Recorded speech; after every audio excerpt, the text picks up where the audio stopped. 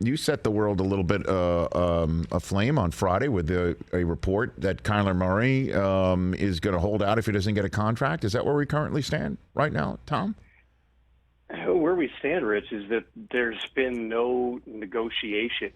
Obviously, this is at an earlier stage in the offseason than we've often seen these big quarterback deals get done, but you're in a unique environment right now because the quarterback market, like some other positions, has really exploded with some of the deals that have gotten done recently. And also, you have the situation where Kyler Murray's agent came out in February at the start of the scouting combine and made abundantly clear he thought the time is now for everyone to get a contract extension done. And you certainly, in hindsight, when you look back and Aaron Rodgers signs for what's in essence a $50 million per year extension, and Deshaun Watson gets 5 years, $230 million fully guaranteed, and guys like Matthew Stafford and Derek Carr, who are older, are getting 40 plus. You certainly can understand the argument that it would have behooved the Cardinals to act sooner. So they never responded to the contract proposal that Kyler's agent Eric Burkhart initially made. A few weeks ago, Burkhart, after some of those deals got done, informed the team that proposal is now off the table. So that's where we're at. It's really we're still early in the off season. We'll see how things play out from here. As of this moment, my understanding is Kyler Murray has not requested a trade, and the Cardinals are insistent they will not trade him. But other teams are absolutely monitoring this situation. And you would think if we go to the nuclear option in this entire thing, it would happen in the coming days prior to this NFL draft, because in whatever 10 days here, some teams are going to have filled their quarterback holes, and any compensation that would go back and forth between clubs would be out into the 2023 draft. So let's drill down to what the heart of the matter, I think, is, and see if we can get to the heart of it. Are the Cardinals diametrically opposed to giving Murray a contract before year 4? Is that the issue here, or what? Why isn't there a contract conversation happening right now? The Cardinals' stance has been, we want to sign Kyler to an extension eventually. We want him to be our quarterback. That's something that the team would like to address this summer. But you go all the way back to the tail end of last season, where Kyler didn't play his best. The team didn't play its best. They stumbled in that nationally televised playoff game against the eventual Super Bowl champions.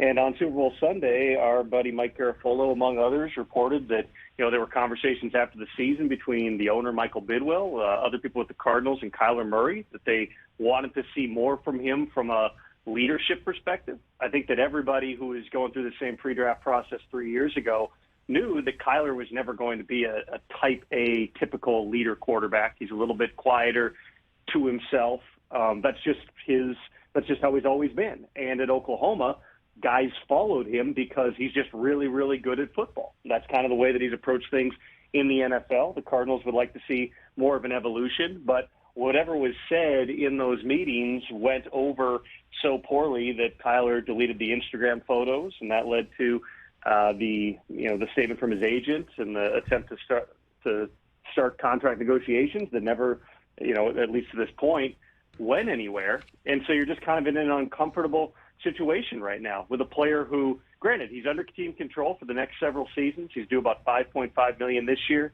They got the 5th-year option for 2023, which I would certainly anticipate they would exercise. They got franchise tags beyond that. But if you're Murray and you're thinking, I got a $200 million plus payday coming my way, then the prospect of, okay, well, he'd give up a $4.5 million roster bonus in August, and he'd get fined, and they'd claw back signing bonus money, and start losing checks.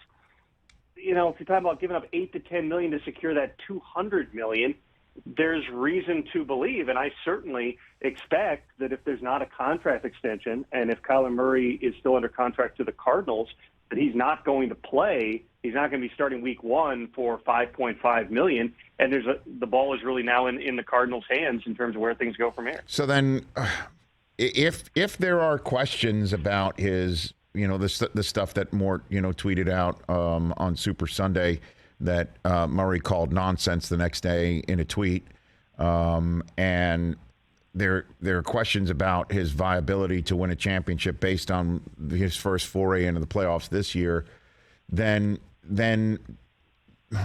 that seems like they'd want to see what a year 4 looks like before they really commit. But you're saying they're willing to commit during the summer.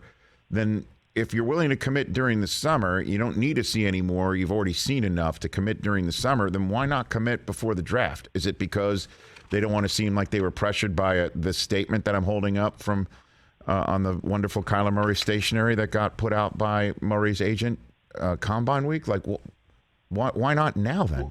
Right? What's the holdup?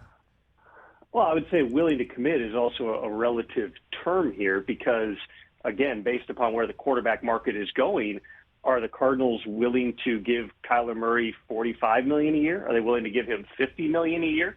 That's where the numbers are going. And so it's an evolving type of a situation. The Cardinals' stance has really just been they needed to focus on free agency, and they had all those free agents off their own team. They lost some pretty important players between Chase Edmonds and Chandler Jones and Christian Kirk and Jordan Hicks. Did bring back a couple of guys, Zach Ertz. They brought back A.J. Green. They brought back James Conner. But really, they didn't add at all in free agency, which was another thing that Murray wanted to see. Okay, you're not going to spend the money on me right now. What are you going to do with it? It's hard to argue that as we stand here today, and granted, still got the draft upcoming, still got a whole off season. It's hard to argue from a personnel perspective the Cardinals are better today than they were in January. This all plays into it as well. So to the extent that the Cardinals were looking at when other deals got done, when Josh Allen got his extension, when Deshaun Watson, Patrick Mahomes, those were all May, June, July, August type of deals. That has been the normal timeline. But none of those guys had their agent put out a lengthy statement saying, I want to get paid right now. And that's just altered the dynamic in the relationship. The unspoken message here seems to be, listen, I want to be a Cardinal, but I also want to get paid. I don't want to wait. And if you're not going to pay me, I want to go and find out who will. Hey, you watched all the way to the end. Thanks for that. Watch more right here.